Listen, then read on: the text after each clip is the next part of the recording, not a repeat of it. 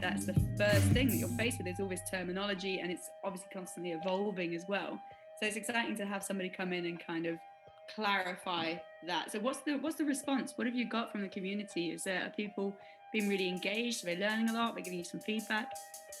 Certainly at the beginning, and I say this to anyone who wants to put content out there, it was finding a way to entertain, but also educate people. And so fortunately for me, I've never fit into a box, especially being a speed reading memory coach and being mixed race. I have tattoos, I like chains. I don't fit into the typical educator box. But then when you dig beyond the surface and you realize, oh, this guy with a really cool sense of humor, he actually knows his stuff, but not just that. I can connect with different audiences. And I also understand there's a massive audience that won't connect with me, and that's okay. And what made me different, e.g., being mixed race, being 18 years of age, teaching speed reading, teaching crypto now, has made me succeed, has made people be like, oh, he either looks like more me or he doesn't look like the average investor.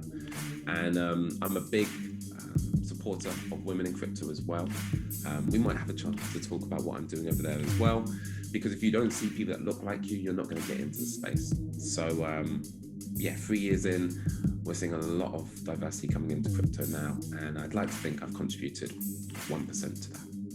That's good. That reminds me, for some reason, I know it's off topic, but it reminds me of Disney princesses, and how people always say, little girls are growing up and they're not seeing themselves on the screen. And so they don't see themselves as beautiful. So now we're getting more diversity with that. You're getting mixed race princesses and bigger princesses and more, I say, butch princesses and princesses with glasses and everybody. So I think that's fantastic as well. And also, you specifically focus on the crypto space, and I noticed you've got a big platform on YouTube. So do you not think that, yes, you don't fit in a box, but also crypto is very much, there's a lot of young people coming into that space especially. And so despite the fact that you don't fit in a box, you are very much one of us, one of the young people who are interested in the space. And YouTube is obviously, I don't want to say our platform because it's everybody, but there are a huge amount of young people. So do you think that, yes, you don't fit in a box, but certainly you're very much part of the community and everybody responds and is very respectful and friendly amongst each other? Have you seen that on Discord and YouTube and everywhere?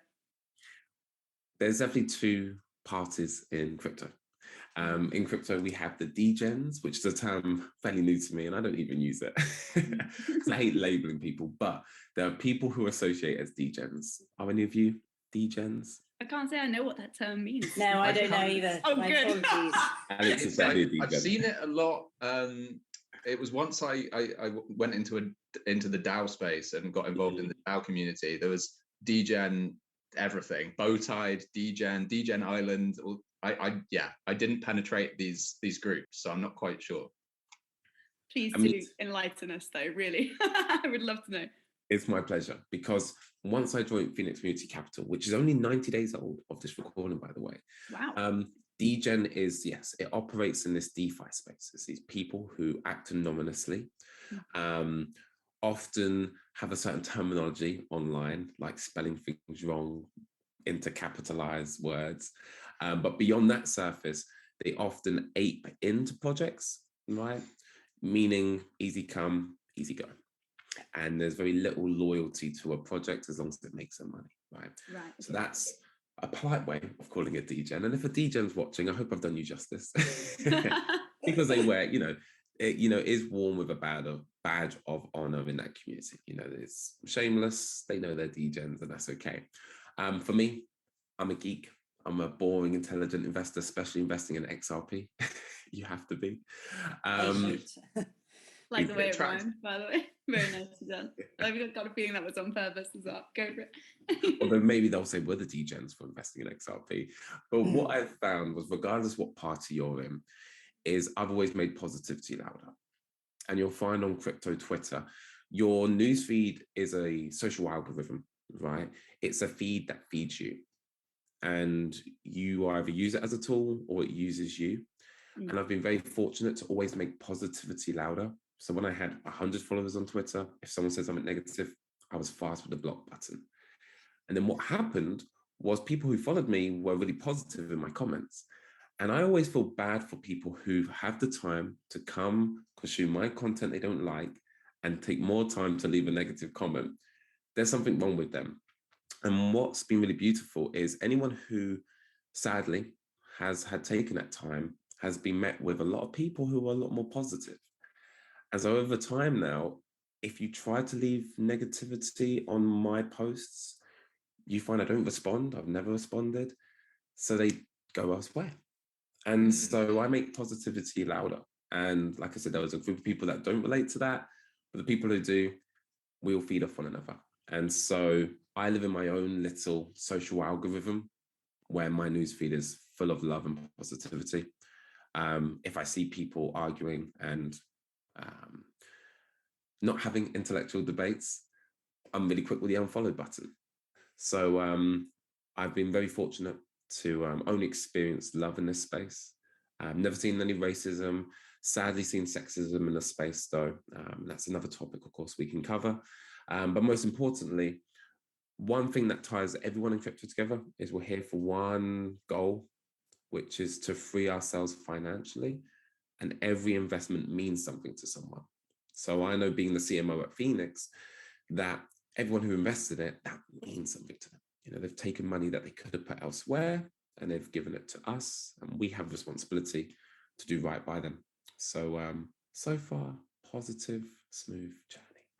That's vital to maintaining your mental health on Twitter and crypto social media, because it can be pretty brutal. So you've done well to sort of cultivate a more positive space for yourself, definitely. Thank you. And hopefully, again, we talk about like seeds like. I'm not afraid to tell another account, whether it's anonymous or a real person, that I love them, right? And that toxic masculinity aspect, it's gone out the window with me. I will tell people on a weekly basis, hey man, I love you. Hey, you're doing great work. And if people think I'm a cool guy and they're like, oh, he's a cool guy and he's saying I love you and being nice, maybe that's cool. I hope that's the impact it's having on the community. I think that's a really important impact to have. I mean, so I'm an educator. I've been a teacher for 17 years, deputy head teacher, now left to pursue crypto. Ooh, that's not a transition you see often, is it? No. Financial freedom. But I am still very much have education at heart. So obviously you've spoken about how you look at rapid reading and that positivity.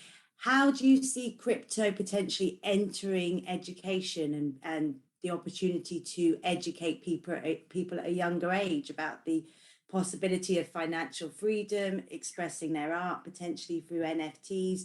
I feel it's still very much undervalued within the education system. And Alex and I are on a little bit of a side mission to try and change that as much as we can. It's a fantastic question with no short answer, and we'll put the world to rest in this conversation. But I do know of an individual called the Crypto Coach in the Netherlands who is going into schools, and he is teaching under 16-year-olds about blockchain technology, about NFTs, how to make money in crypto, because we know crypto is a very broad umbrella term. And it does come from the top bottom.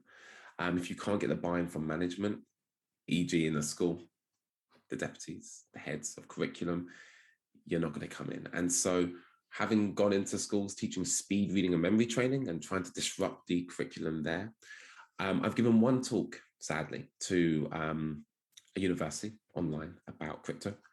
And by the end of it, they were like, oh, great, fantastic. Then a couple of weeks later, I got a very long email and it made me cry. I'll tell you why it made me cry. Because in the email, the same person who said thank you said I should be ashamed of myself.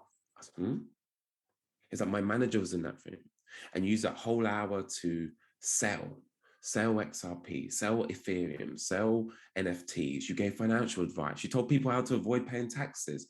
And I was like, huh? After the presentation, you thanked me. You loved it. And my DMs blew up with people thanking me, right? Then I realized in the email, the manager had obviously slapped him on the wrist for bringing me in. And the manager had told him off. And so he now had to attack me and my character, and make an apology to all the students about all the things I said and disassociating all the investment advice I'd given to them about this space. And that's the tricky thing about what we do, is because we are teaching people to do something they haven't done before, which is consider looking this way instead of that way. Telling them the hard truth that £100,000 is not a lot of money in the grand scheme of things, and understanding that you can earn a lot more, and that paying taxes, you should look at ways to reduce your taxes. You should look at creating a limited company and looking at how can you take your crypto profits through that and reducing your taxes, and that paying taxes should not be the norm. Do it smartly, follow the law, of course, and make sure you speak with an accountant. But we should find ways to reduce our capital gains tax. And schools, of course, they have powers above them and they have frameworks. And I don't know if and when that financial advice will ever be ready for them. Did you ever watch that film, The Pursuit of Happiness, with Will Smith? Yeah. Right? So I think that it made me think of that film when you were talking a moment ago, in terms of, and also Vicky mentioned it, in terms of how it wasn't accessible to people, you know. And that film, you've got Will Smith, who portrays an incredibly intelligent character. And unless he's given that opportunity to get into the stock market, which he's only given because of his just sheer determination, he would have never had a chance, right? Whereas with crypto, he could have literally done it from his house. So it's the evolution of times. And like you say, it's a beautiful thing to kind of let everybody come into this, and people, not everyone's for that. You know, a lot of people feel that some people have to get rich and some people don't, whereas in reality, there's enough money for everyone. We'll just have to make sure that you start your talks and maybe this video with, "This is not financial advice for entertainment purposes only." We'll be fine. Ironically, after I had my little tears, went for my run, I came back and I told him where he could buy XRP on BitTrue. So then I gave him financial advice. But that's the problem, is what we're talking about, we're disrupting people's paradigms. And we have to accept that with time, hopefully. And hopefully there will be time for people to open them. I think something like Phoenix as well can actually be seen as almost more accessible for the average person who might be slightly cryptophobic, because it's not just, as some people see it, like invisible money, or you know, you can see that it's a business that is investing in real things, and I think you guys are gonna certainly be helping some people get into it who wouldn't otherwise have done so. So that's that's good. I just want to ask a question on that Phoenix Community Capital. Sorry. So obviously, it's all about investments there, but is it just investing in crypto, or is there a wider space there? Of course. So when we set out, we want to be the first VC blockchain, right? So what does that come with? Well, the premise is quite simple. We looked at Strong Block and we understood that their tokenomics worked, but they were flawed. And I'm a Strong Block investor myself, where I run nodes. Don't quite know what my nodes do, but they do things. They give you stuff. They've got RPC endpoints, you know. I'm joking, I do know, but I'm not going to get into it now. But with us, we looked at Strong Block. We're like, we love some things and we identify some issues. And so things that we did love was the idea of course, paying people out daily, ensuring those rewards were not cut. But instead of relying on solely new nest creation, new people coming in, which, like I say, phase 1 is slowly coming towards an end. And hopefully, once this is put out, phase 2 will be announced. Is our main focus was, okay, we take 20% of everyone's investment. And that goes into our treasury wallet. And our treasury wallet, if you can think of it, is a community fund. So we all put our money together. And then what happens is investments that potentially we would never have access to. For example, buying a company, a gaming studio, buying shares in a company like Ripple, which mainly is for an accredited investor, well, behind an entity with an SEC-approved financial advisor, we can actually make these investments. So collectively, we can put our money together. We can be part of these deals where we create a decentralized exchange like Swapsicle, and we can make a deal and we can say, look, we'll give you 60,000 US dollars for 15% of the transaction fee that you take. Brilliant. And with that, of course, we'll give them additional support as well. So now what happens is we are building our own ecosystem of businesses, and we want them to do well. Hopefully the community who've invested in us will go and join their community and help them do well, because the more they trade on that decentralized exchange and the better that decentralized exchange does, well, those profits come back to us into our wallet. And this is where we were talking offline. Phase 1 is nest creation. Phase 2 will mainly focus on the performance and the profitability of our incubated projects. Because what we'll do is with those profits from Swapsicle, from our NFT marketplace, and so much more to come, roadmap will be released hopefully tonight or tomorrow. Exciting. Exclusive. I can say that because I know this ain't going to be released for a little while, hopefully. We'll release it tonight. Quick. No, Alex is sabotaging me. But with those profits from our successful businesses, we can perform a buyback. Now, how often will we perform that buyback? We haven't disclosed yet. And even internally, we're not going to lie to you and say we have it all figured out. But the most important thing is we aim to ensure a high sustainable price. We're not afraid to talk about price. We know right now price is falling, right? Because why? Because people are selling, people have hit their nest goals, and people aren't necessarily buying their nests, and they're waiting to see what's happening with our incubators. And they're often taking profits to invest in our incubators, which we want. We want people to take profits. We've made videos showing you how to sell your fire. And we've also educated people on how to responsibly sell. So the big vision for us at Phoenix Community Capital is we are building as if we're going to be a 100-year company, right? Aim for the moon, you land on the clouds. Phase 1 was, of course, build our community. And we've got one hell of a community. Phase 2 is ensuring these incubators are profitable so that we can perform buybacks. If not frequently, there'll be large buybacks that ensure that it doesn't rely on that word, retail, on simple buying pressure from new nests, but actually relies on the performance of our incubators. We perform the buyback. And I can answer the question in a moment of what do you do with all the leftover fire then? Because of course, if we buy the fire token, increasing the price, now we're left with loads of fire token. And I can answer that if you want. Yeah, no, that's really cool. So on that, obviously you're looking at lots of different spaces to invest in. You mentioned NFTs, you mentioned plenty of things, right? And who is making the decisions of what you're investing in, how much you're spending? Because I know it says a lot about risk analysis, right? And so who's making those decisions? And I mean, I'm just wondering, why should we trust? What are the credentials? What is it that says we know what we're doing? Yeah. So for us, in crypto, a week is like a year, or maybe not that exaggeration, but a week is like a month.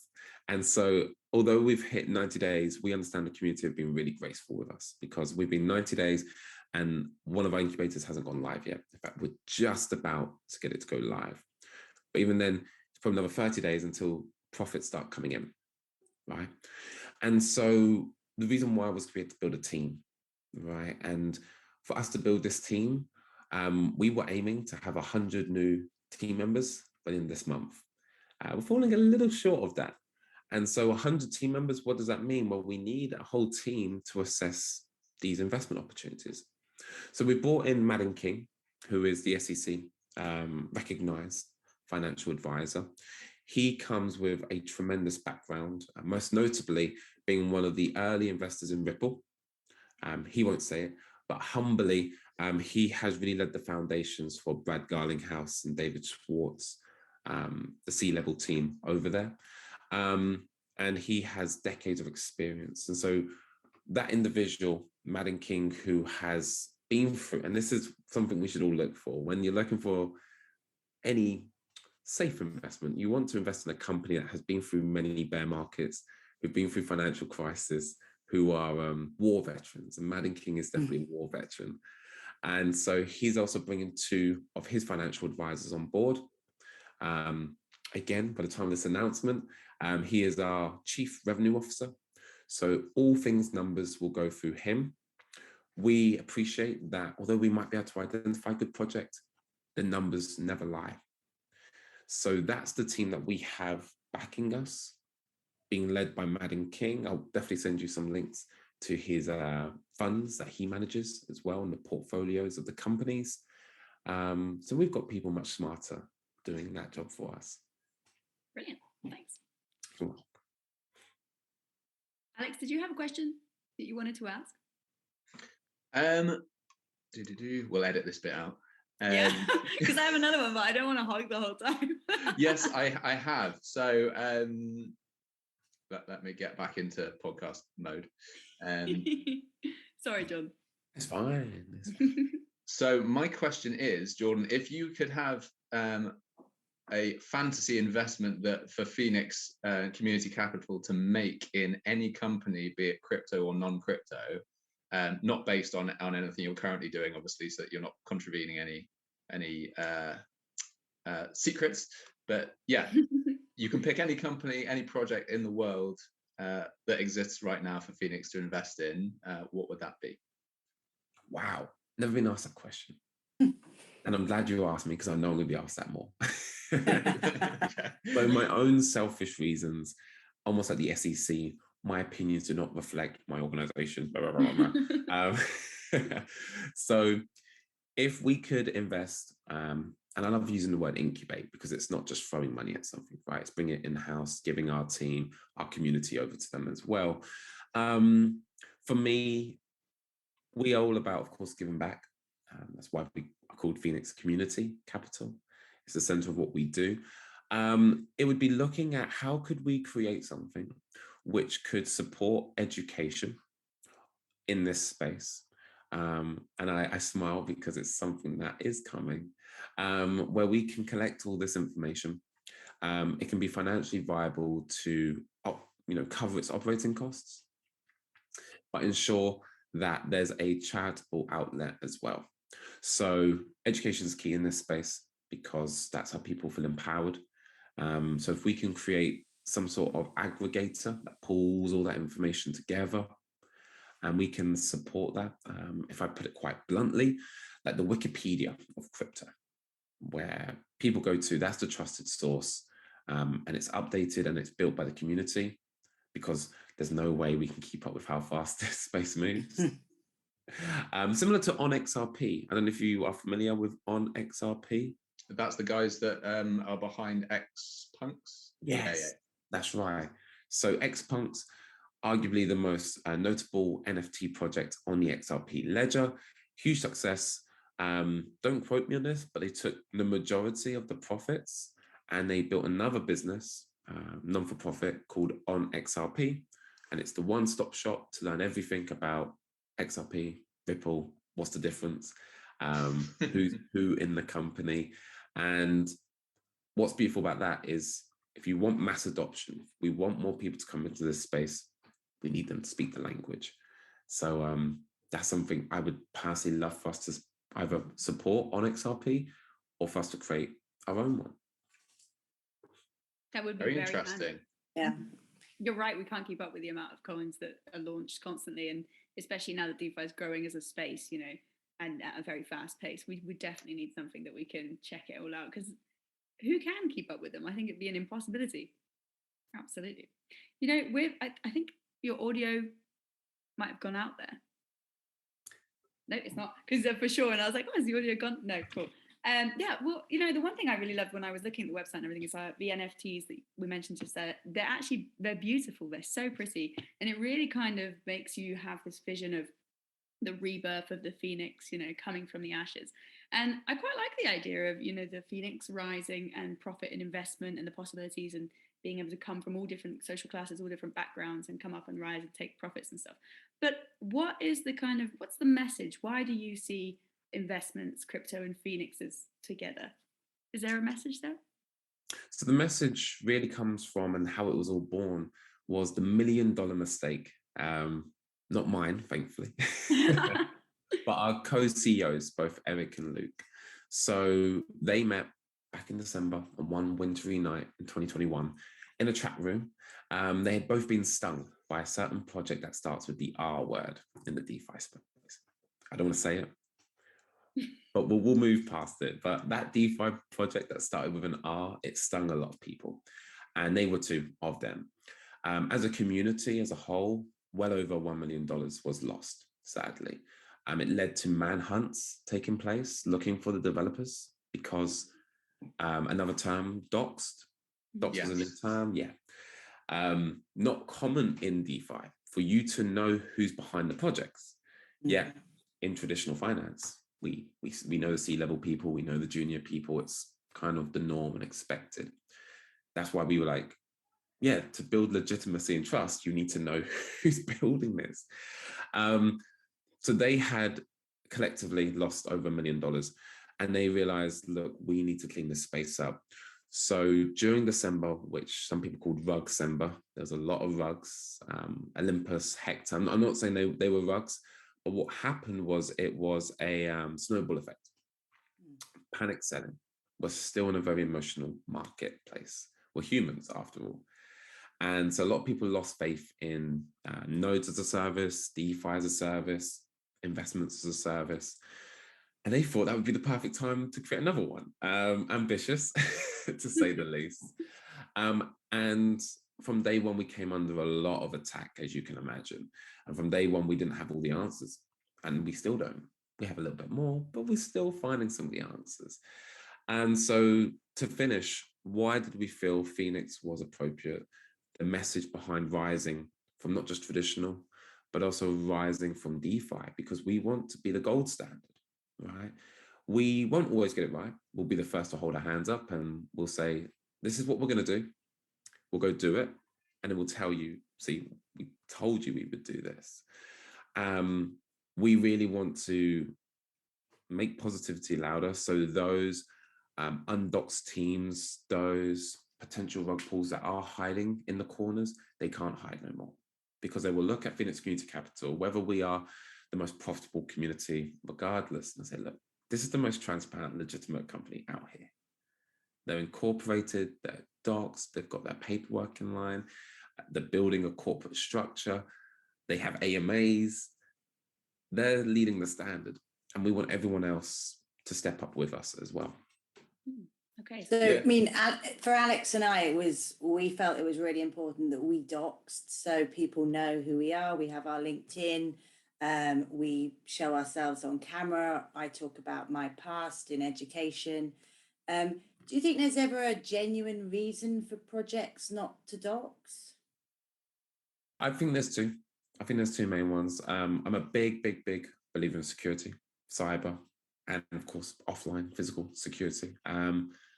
So let's go with the virtuous reason, which is their own safety and security. Yeah. I do understand that because we operate in the online world. Certain individuals, maybe ourselves in this room, are high net worth individuals. And being online, you automatically have a bullseye on your back, especially in blockchain. You can see almost every transaction.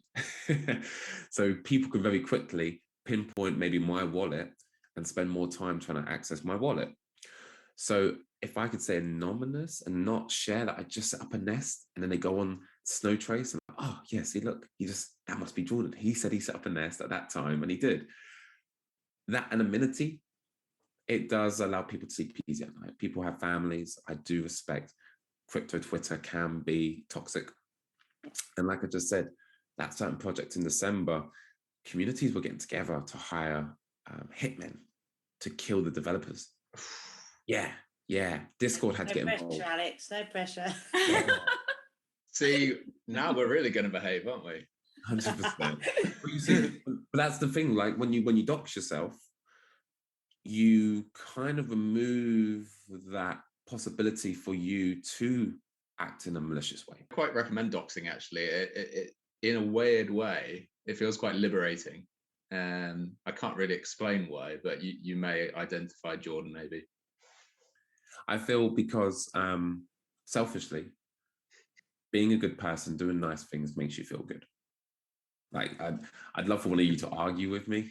No, I mean, I like being doxed because I am really genuinely proud of XRdoge and the project, and I just love to tell everyone I meet. Yeah. I've always got an XRdoge badge on everywhere I go, and I'm like, oh. Good. So Really so, Vicky. yeah, it's freedom, isn't it? And it means everyone I meet, I can talk about crypto to. Yeah. Some listen. Also, I think it helps people have faith in you. You know, if you're proud of your project, then people are going to be like, wow, you know, there's a reason that she's proud of her project. There's a reason she can come out and say, talk about it and show it off. So it also develops more trust, doesn't it? Potentially. I don't know. And Let's hope. Well, and it works because, like Jordan, as I was saying to you before we started recording, you being doxed and you going to bat for Phoenix and saying it's you know, it's legit is the only reason I looked at it in the first place. And then I was completely convinced that I'm fully on board once Luke and Eric were fully doxed and you know, their LinkedIns are out there, and it's powerful. So case in point. Thank you. And as I was mentioning with the doxing from the selfish perspective, is because we can never know how other people are going to react. You know, we can't control. And it's lovely hearing, by the way, the feedback. But the selfish reason is when you open a door for someone and they say thank you, makes you feel good. And I would love to create a world where that's a competition, where being selfish is who's done the most nice things. I am happy to live in that world. And so for me, when I walk around at an expo in Dubai, America, in the UK, and I'm eating a meal, someone can come up to me and say, thank you, man. Oh, who are you? Hey, I follow you on Twitter. Just say thank you. Really appreciate da-da-da-da-da. For example, Alex, you shared that story with me. And it's like, yeah, I'm happy to meet up with you. Like, yeah, let's break bread. Let's hang out and let's talk about our families and what impact that's having. Because at the end of the day, I'm very philosophical. I won't stop. I won't stop. Just don't put me in a triangle choke or anything, will you? Because I don't have any defense. For anyone who doesn't know what he's on about, I do mix martial arts again. I don't. I was wondering, I was like, what's going on? Yeah. Where Are you one of those hitmen, Jordan, that was hired? No, but it also ties into what you were saying, you know, before we started recording, Jordan. You mentioned that you like to make positivity louder. And you may say, yes, it is for selfish reasons in terms of you do something good, it makes you feel good. But at the same time, you do something good for someone, they feel good, and you feel good. So it's like, it's a role of positivity. So you missed something. So to jump in. No, go ahead. You do something good for them, they feel good. Now that person does something good. Yeah. And you start this cascade effect. And I've started to see this when I do random acts of kindness. I'll pay for someone's afternoon tea and I walk out and the waiter will be like, hey, someone just paid. And I'm like, oh my gosh. Well, now they've got £50 spare, but they're like, ooh. Where do you have afternoon tea? Yeah. We're booking. You should sort of send my mum to the Savoy. And I ate maybe 2 finger sandwiches and some coffee. £50. I'm never taking her back there. That's crazy. Alex just taking me on Thursday to the Savoy. Well, we might go, but we'll see who takes who. It could be me. I'll give you a heads up. You'll need over £100 for 2 people at the Savoy. Oh my God. Right, Why don't you go to a nice little independent place, little cafe, support the little people. Come on, bring back into the community. Don't go to the Savoy. You don't need that. We won't be allowed in ever. Don't worry. True, I definitely wouldn't be allowed. No. Savoy's very posh in the UK, by the way. We have afternoon tea here. That's our big flex for the Americans. Yeah, we have high tea. High tea. Oh my God, high tea. I'm more of a Sunday roast girl myself. We have high tea. Now we're degenerating. We're degenerates, you see. We are. That's great. So Vicky, do you want to go on to your question and the extra fun round? So if you were to just choose one person as your crypto hero, who would you choose? I love Coach JV. Yeah, Coach JV. Coach is cool. I don't know if you know about Coach JV, but No. I watched Yes. Was it you or the Bull who interviewed him? I forget. Both. You know, we've been Oh. interviewed by him. We brought him on. Tomorrow Yeah. I'm speaking with him, and he's got an event next month. Yeah, Coach JV. If you don't know about him, he, especially as a man, he definitely is a role model to being a great father, to being a great human being when no one's looking. I think that's what's powerful. That's really hard. Integrity, yeah. Yes. Yes. Yeah. Nice. And I think we need more of that absolutely in the space to promote that integrity is really important. And yeah, okay, I will definitely check that out. Thank you. You're welcome.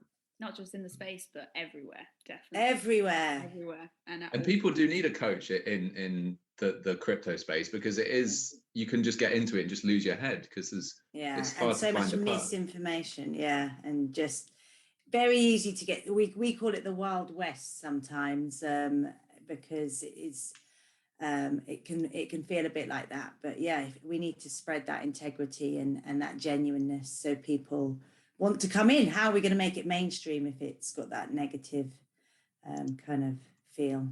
Absolutely. And I think also, they'll often say, do your own research, but a lot of people don't really know how to do their own research. Exactly. You say, do your own research all you want. And if I'm thinking, oh, crypto, I'm going to become a millionaire overnight and buy a Lambo, I'll just find all these little coins. And they don't know how to find the legitimacy and how to look for.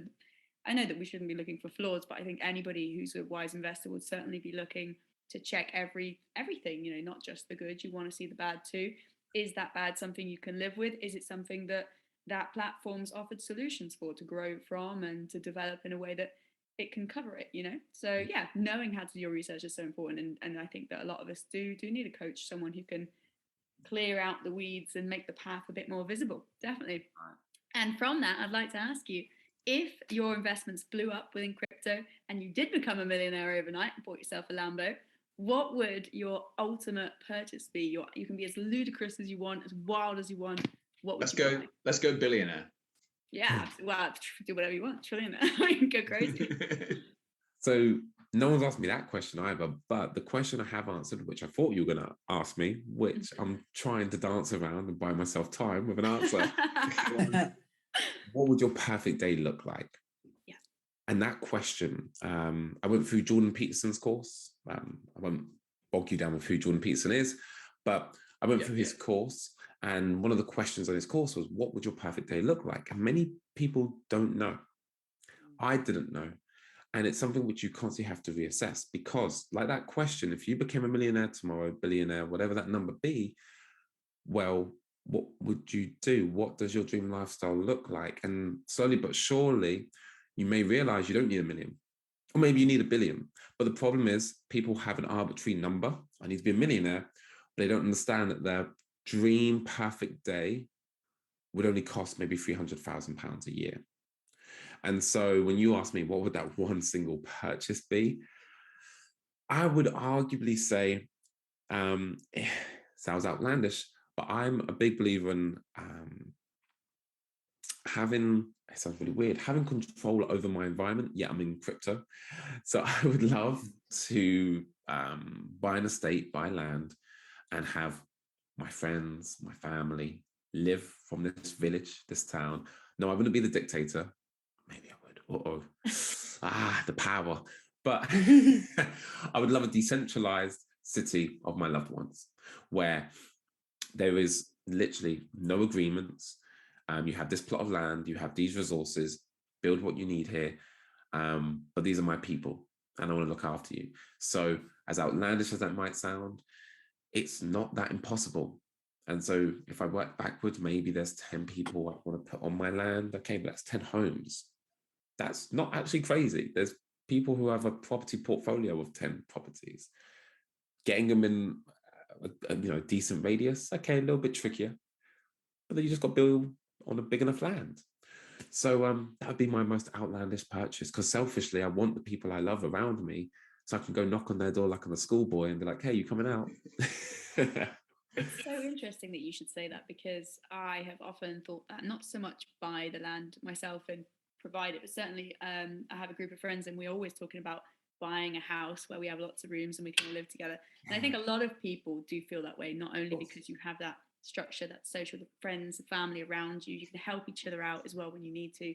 It's so nice. But what's interesting is that we're saying, wouldn't that be amazing to have that in the future? And yet, I can't speak for all countries, but I know that in Britain, we used to be more like that, perhaps not financially free, but certainly communities lived closer together. You know, when my grandparents talk about their childhood, they'd never locked the door. The mum was up the road, aunts down there, cousins across the road. And we lost that. And I think a lot of us are, in some ways, desperately trying to get back to that. Because even though I never stopped traveling, I love traveling. But also, when I come home, I would love if my family and friends were, you know, walking distance, cycling distance, just like, hey, how you doing? Interesting. I mean, I'm fortunate in that I live pretty much in that situation, and it is lovely. So I live in a little close where I have 3 other cousins that live within that set of 40 houses. My brother lives down the road, and my parents live next to my brother. So it's my dad, and my mum lives a little bit further down the road, and I have friends, and it's wonderful. I mean, I could spend months not having to go very far. You know, local pub, local shop. It's a really peaceful lifestyle. And when I go online and it's a little bit more hectic, it's such a contrast. But I think I'm fortunate in that I'm able to go back into this almost oldie worldy situation, and it enables me to stay very grounded, I hope. Bearing in mind that Vicky's island, where she lives, you could probably walk from one end to the other end. So, you know, no, but surely it's not very big, is it, Vicky? So you can walk. It's 9 miles by 5 miles, but there's 120,000 people. That's a lot of people for such a small place, actually. No, good stuff.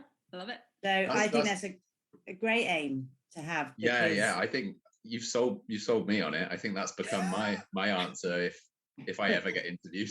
No, that's a great thing about these, isn't it? You can get some answers for when people ask you a question and you're on the spot and you're like, oh God, oh wait a minute, Jordan Harris said that was a good answer. There we go, bang.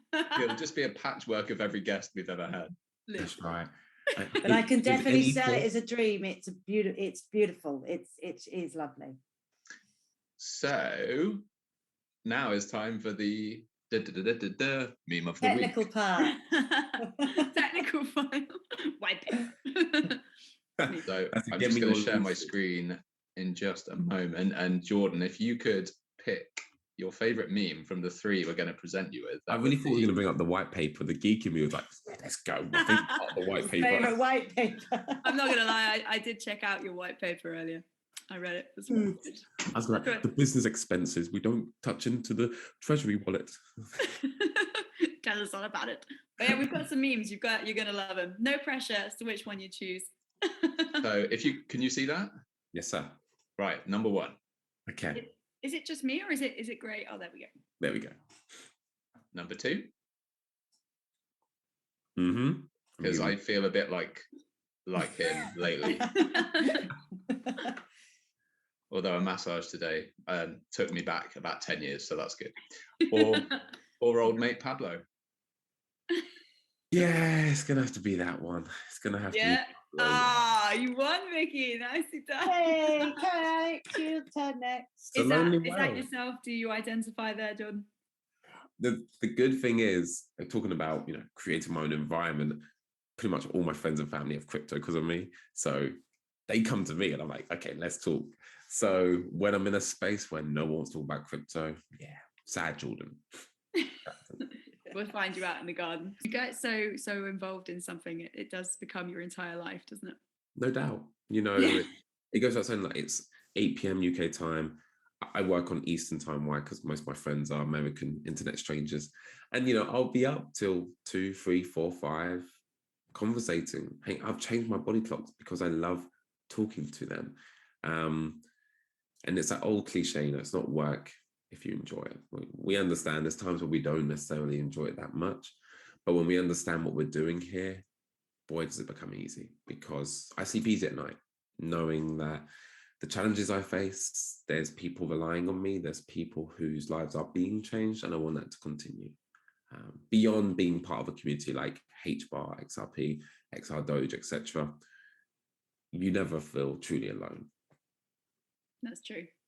Yeah. The beauty of the online world and the internet. God, imagine if they took away the internet. I said that, we can edit this out, but I don't know if you heard, but the Russians were going to turn they were going to turn the internet off for someone. I can't even remember the news. And I just sat there for a minute and I just thought, what would we do? Oh, I think it was for France, actually. I just thought, what would we do without the internet? I honestly, we'd be so lost. We're so reliant on it now. It would be great in a way, because there would be no choice. You wouldn't feel like you're missing out on anything, because I lost my entire business is online. I would definitely feel like I'm missing out.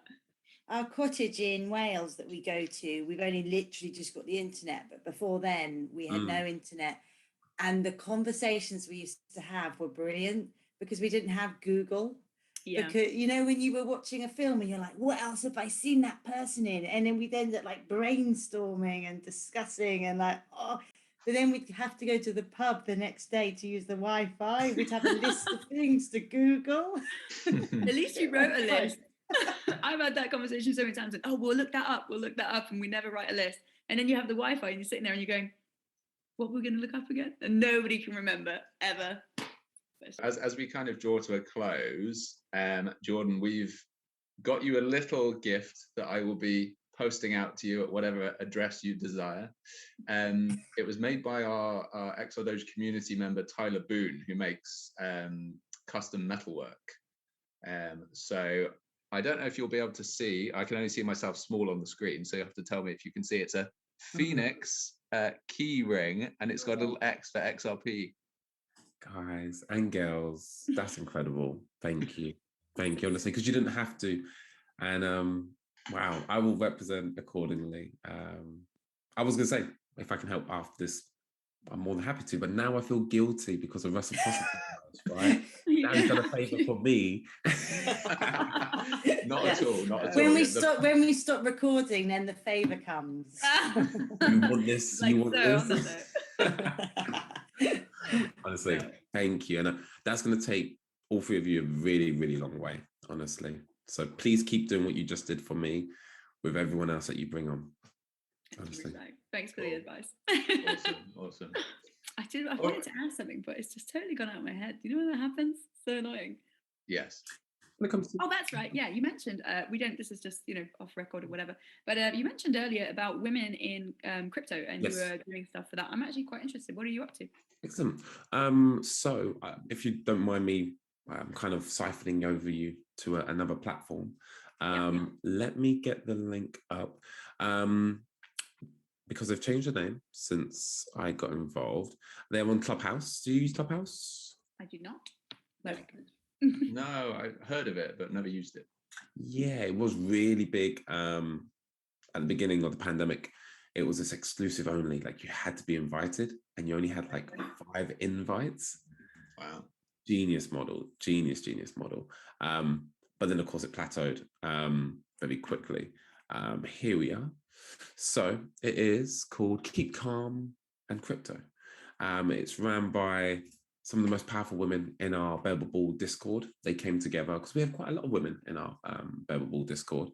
And they realized that more women needed to hear female voices.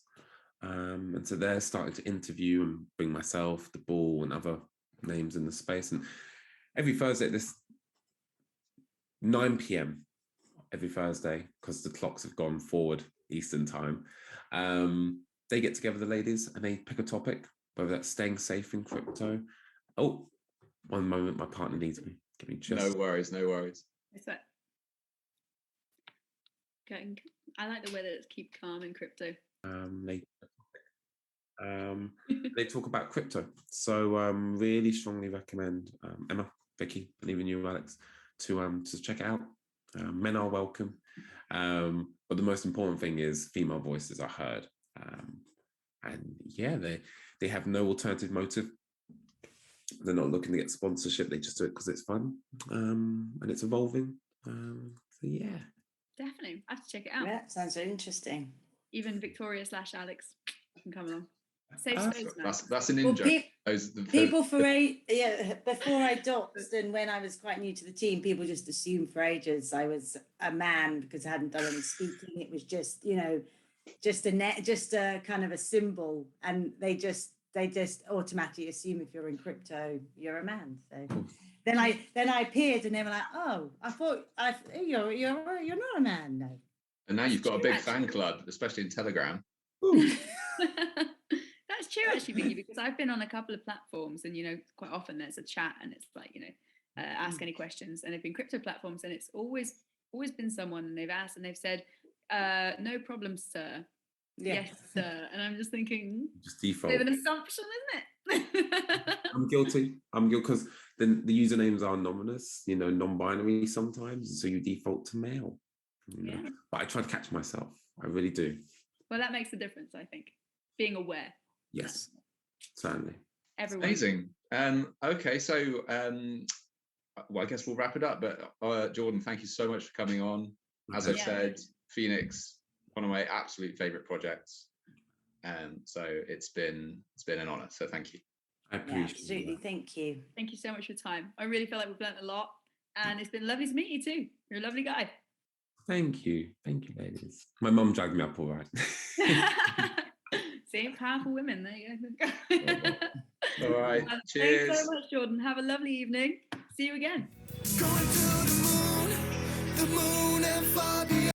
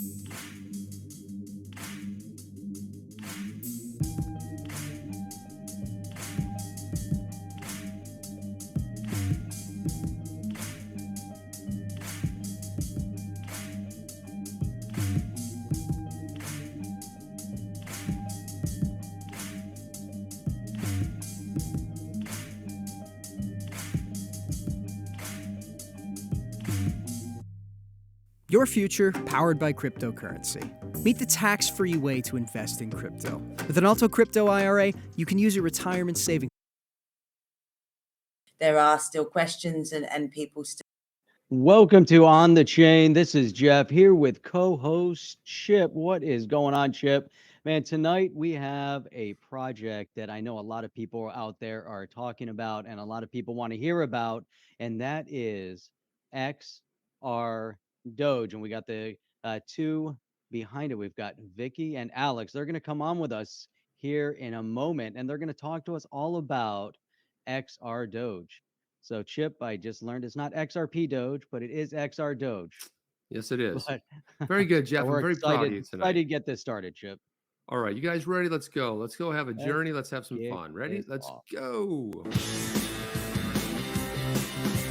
Welcome to On the Chain.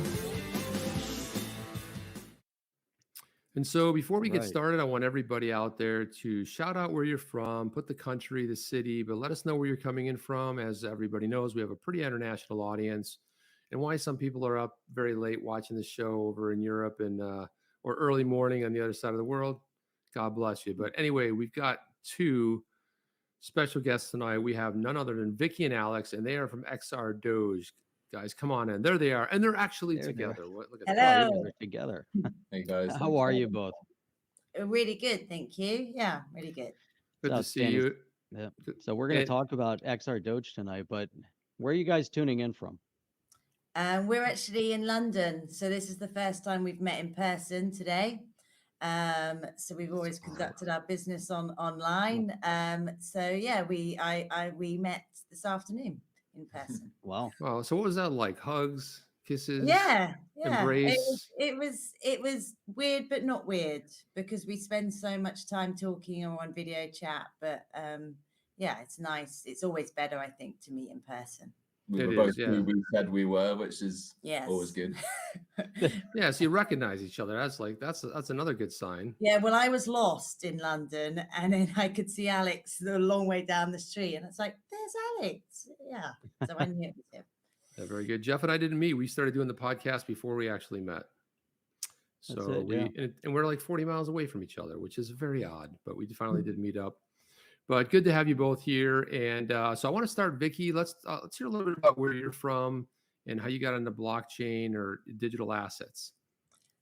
So, well, I'm actually a teacher. I've been teaching for 17 years. I was about to become a head teacher. I'm a deputy head, and I got into crypto last year, and it kind of snowballed. I had the opportunity to get involved with XRdoge from the airdrop. And as it grew, they asked if I would come on board as an assistant, transferable skills as a deputy head, as a head in terms of organization and people skills. So I said yes, and my role grew from there. Oh, very good. And Alex, cool. how about yourself? So I got involved with crypto through a chance catch up with a friend. I think it was back in 2018. We just went for a coffee, and he'd started an online crypto magazine called 21 Cryptos. And yeah, he just brought me up to speed on how he'd left his job and was doing that, and my mind was blown. And that night I went home and started my research, and I actually ended up working for him for a little bit on that business as kind of a researcher. And then I moved on and continued. When I kind of get my teeth into something, I'm on the internet looking at it all the time. So kind of went from there. I started with XRdoge just actually as an early investor, and something about it just called to me, and I started putting every spare minute I had into just kind of helping out, making graphics, that kind of thing, and it just snowballed and grew from there to the point where I was given more and more things to do, and then I sort of became similar to what Vicky was, really, like Part of the team. Yeah, part of the team. Really like doing a lot of under the hood organizational stuff. We'd always be on calls and stuff, so that kind of led into us having a very close work relationship, which is very helpful now that we're running things. Yeah, right on. Well, yeah, thank you for that. Do you have something, Jeff? You're looking. I was going to say, let's talk about that. I mean, you know, so you guys are now in charge of XRdoge, and that's something that just happened recently. Yes, so just last week, so we had transfer of ownership from the three co-founders. Obviously, there was the incident with the video that went out with the allegations. It was a decision made by the co-founders, and it was a decision ultimately that was not a good decision and resulted in some regretful follow-up actions towards those people, which Alex and I don't endorse, and we apologized for.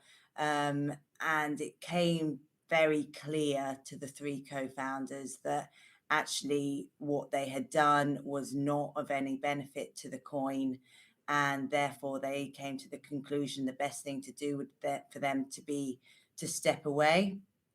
They obviously needed to transfer it. There needed something to happen. Alex and I were the core team, so it made sense for us to take on the responsibility. We knew everything that was happening. I used to write the strategic action plan anyway, so we were involved with everything. And the first thing that Alex and I saw fit to do was to issue an apology. And I think the fact that we're able to come on here and talk to you about it is really important, because there are still questions and people still want to know about it. And we absolutely acknowledge that it's an important part of what's happened. And you know, we will answer any questions to the best of our ability. That's great. So that video that came out, and again, this was all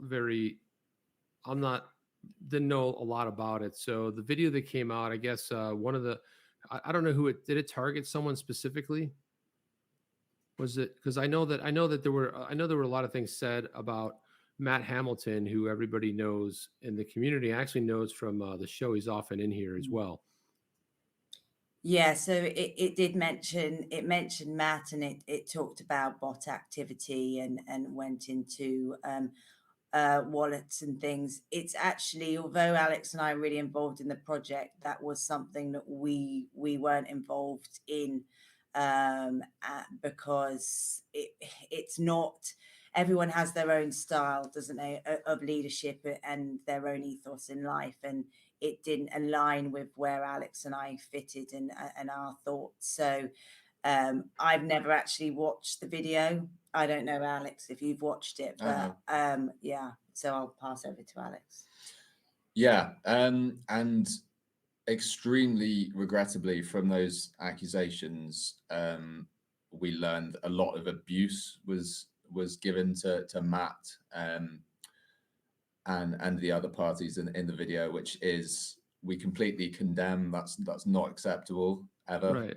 And we really hate that happened, and we apologize for that now, and did in our statement. So anybody listening who's thinking of continuing that, please don't. We don't endorse that at all. Yeah, and so the way I understand it from our conversation earlier is that all of the ownership, the three original co-founders, are no longer involved in the project, and of course, decisions were made. There are investors behind this, so it came to, I guess, some type of an understanding. But tell us a little bit more about that. They're no longer involved, correct? They're no longer involved, no. So there is project funds. So there was an airdrop on the 24th of October. So 25% was kept back, and that got used to fund the project. So the project funds were transferred over to myself and Alex into a share folder that we use to push the coin forwards. So those project funds, as I say, were handed over to us, along with all control. Yep, logins and so lots of people say to me, come on, they're behind the scenes, they're telling you what to do. I mean, my favorite rumor is that actually that David Schwartz bought us out and Alex and I are just the front people, but Yeah. because he did change his profile picture to XRdoge 2 days ago. But no, Alex and I, we are the leaders, and we obviously, we spent a lot of time with the guys, so we know them. We're still in contact with them, but we lead it.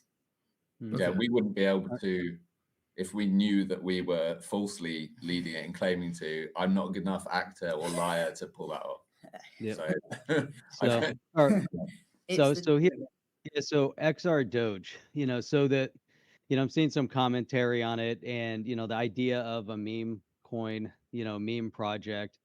And how do you transition a meme coin, and then you kind of take a meme coin and you turn it into an active working project with a payment portal and with a DEX and all those other things. We're seeing that with Doge. We're seeing that with SHIB. We're seeing these different things going on. So can you guys, I guess, to segue a little bit into the project, talk about this transition from kind of a fun meme scenario to an actual serious payment project? Well, we still want to be a meme coin at the end of the day. We have no issues with that. We've actually just come from a crypto event where someone said, you're a meme coin, and laughed at us. So we're like, we are a meme coin. we think that's great. I mean, I personally think there should be more fun and silliness in the world, and if meme coins bring that, then that's great. Utility means use. What is our use? Well, our use is like any other currency. That we wanted to also showcase the XRPL, and that's why we had the payment portal and the DEX, because we are proud to be on the XRPL, the speed, the low transition fees. So that's why we placed ourselves on it originally, and Alex and I fully embrace everything that comes with the XRPL. So we will always be a meme coin, but we're also looking for ways where we can evolve so we become the top meme coin on the XRPL. And I don't think meme coin doesn't always have to be a dirty phrase. I almost think that every network might hope to have a meme coin on it, because its function can be to champion the utilities of that network. Like the 3 to 5 second transaction speed and the lack of gas fees or near zero fees of the XRPL is something we like to wave the flag for, and we think that can be a function because an audience who's perhaps less technically minded and cryptophobic, they're more likely to sort of a meme coin might be able to more gently kind of bring them on board to the benefits of blockchain in general and specific blockchains that the said meme coin is on. So that's, we'd like to sort of clean up the meme coin image. Yeah. Well, it depends. I mean, if it is Dogecoin, it actually has somewhat of a decent image, but I think it was everything that came after that sort of maybe gave it a bad sort of a rap, really. Yeah, it can get a little bit saturated. And that's no slight on other meme coins, by the way. We're not, we Doge and Shiba and others have done amazing stuff. So, Yeah, I mean, right here, you're comparing the transaction time of XRdoge versus Dogecoin and Shiba Inu, just showcasing the fact that it's 3 seconds. And of course, it's drops of XRP versus, let's say, a minute and 2 plus Doge, and then Shiba Inu, which is 0.029 ETH. Is that right? That can't be right. At time of publishing, it's right. 0.029, man. Yeah. Yeah. A little bit more than I would have expected it to be. Let's see. Yeah. So tell us about you guys got involved with the project. One thing I would say is that I've seen some comments in there, guys. Whoever is modding your mods are for your Telegram group. I know that there's people talking in the chat there saying that they've gotten blocked for asking about it. So you might want to consider who your mods are in your Telegram group. Just based on comments that I'm seeing right here. I don't know if you guys are even aware of that. Yeah, it's obviously there's always a balance between, and sometimes judgments aren't exactly right, but it tends to be when people are very persistent, and even when questions have been answered, they're almost asking the same question for a reaction. So it's finding a balance between protecting other people within the group and also allowing people to have their opportunity to ask and say. But I say to people as well that they can DM me. Yeah, I'll get into that. So this is just a question from the chat. Founders left. I've heard them say many times what you've said, but no mention of what they left with. Can you tell us how much XRdoge the founders were holding when they left? So the founders had their own investment in XRdoge, which would be in their private wallets. So that would be a question for the founders. So you're not aware. You don't know then how much investment they had. I don't know exactly. I couldn't speak for them on that front. We were transferred a set amount. We didn't have access to the original wallet. Okay, gotcha. Just asking. So what was it about this project that got you excited about it? I mean, you say a meme coin, but there's a lot of meme coins out there. What was one of the things you guys, there was a spark because you were both not necessarily, it wasn't your first crypto exposure, but as you became involved with the project and started working with the project, what was it about the project that really attracted you initially? I think it was, well, obviously well, they say it was the first, but it kind of had a real fun feel when the first videos came out, and obviously the videos evolve and things. It felt like a new community was being created. There was a bit of silliness. I personally love music. I know Alex is a big music fan, and they kind of combined the visuals and music, and just generally I felt like something new was starting, something exciting and a little bit hectic in some ways. So that's kind of what attracted me. I'd looked at other coins before, but I'd never really felt part of a community, and I felt being at the beginning of a community was really exciting, and a community that embraced lots of different things and told stories through their videos. Got It's it. pretty similar to kind of what hooked me in, really. The early phrase was, we want to be a utility coin with a meme paint job. And that journey is like, right at the beginning now. We want to build a lot from here. And that's, in the early days, that was the payment portal, the DEX. We did have a hardware project that we were building for green utility, but the expertise in the hardware side of that departed with one of the founders. So we're looking to how we can maintain that as much as possible without the specific hardware integration that was going to be there. So that's the plan, to be utility coin as best we can, with a meme paint job to keep the fun and the accessibility for that type of audience. Got it. And then somebody, I'm just taking random questions. Someone asked if do we get paid to promote this? We do not get paid to promote this. We're not paid to promote this, but we have to answer questions on both sides. But we have been offered monies in the past, and when early days of the show, people would offer money, we donated it. Some of it went to XRPL related things. We've never taken money for interviews. We don't do that here. There's plenty of big hype channels that are really good at that and do that. We don't do that here at On the Chain. We have no use for that. We've never got paid for an interview. But believe me, people offer. If you look at our inbox, our email, we get plenty of opportunities like, hey, pump this, pump that. Now, a lot of people that book guests will reach out to us, and we have said, hey, that's an interesting guest. Can you tell us more? There's never a payment. It's just a matter of a PR company reaching out saying, here's somebody in the space, and we might take a look at that. But no, Jeff and I choose who we want to have on. The reason we reached out to you guys was the fact that it was it was built on the XRPL. We sing the praises of the XRPL all the time. And the fact is that when you start seeing builders coming in and moving in and building stuff around it and taking advantage of the 3-4 second transaction time, the low transaction cost, just a couple of drops. I mean, people were complaining like it's gone up. Oh my God, it's gone up recently because there were so many transactions.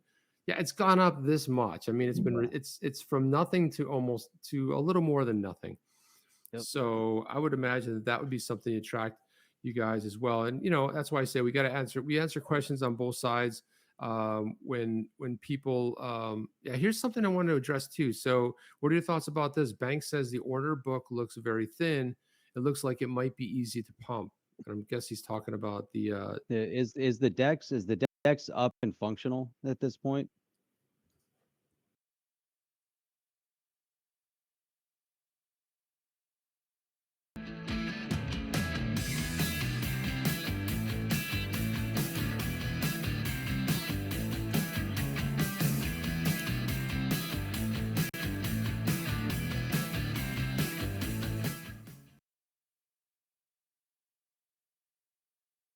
Your future, powered by cryptocurrency.